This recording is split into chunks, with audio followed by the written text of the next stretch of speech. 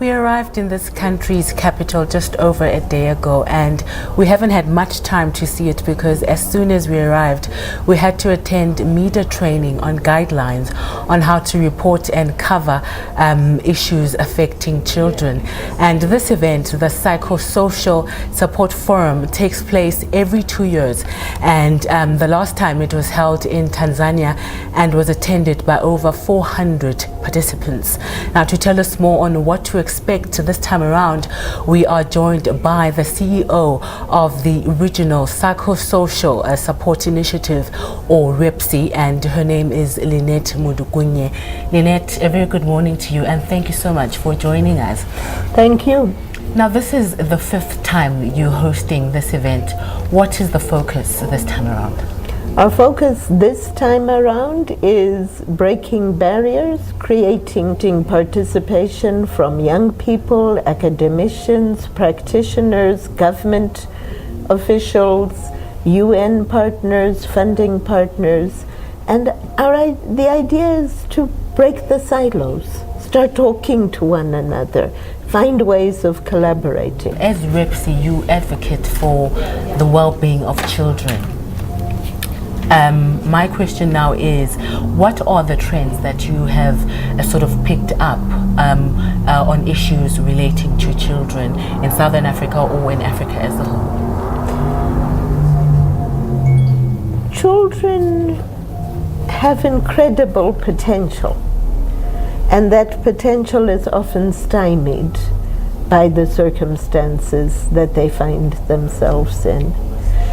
We believe that every girl, boy, and youth, in fact every person, needs psychosocial support. And in layman's language, psychosocial support is love, care, and protection. Without that, it's very difficult to develop self-esteem, develop confidence, be able to relate to other people. And without those capacities, you are not able to really overcome the many challenges that may come your way. You're not able to use the opportunities that are available to you. And so all of us need that to be able to thrive in this world we're living in right now, where things change so quickly. What role have policy makers been playing over the years in making sure that the rights of children are always protected? There's been a lot that's happened. The UNCRC came about in 1989. That was 30 years ago, sorry. And many things have happened. Many of our countries have adapted their legislation, have aligned their legislation to be aligned to some of the international, some of the continental frameworks that we have. Here in SADC, we have the SADC framework, the SADC Minimum Package of Services for Vulnerable Children and Youth, the Psychosocial Support Conceptual Framework.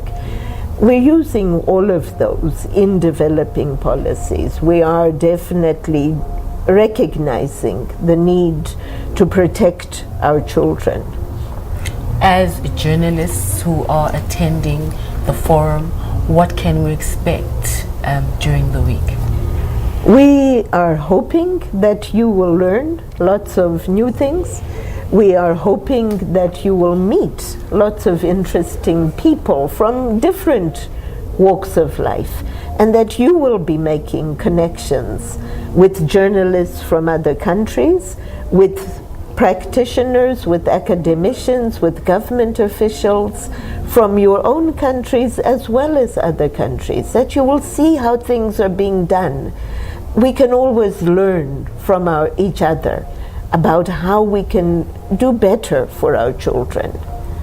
Lynette, thank you so much for your time, and thank you for inviting us to this program. That was Lynette Mudukunye, who is the CEO of the Regional Psychosocial Support Initiative, who are organizers of this event. We'll bring you more from Windhoek in Namibia as the week progresses.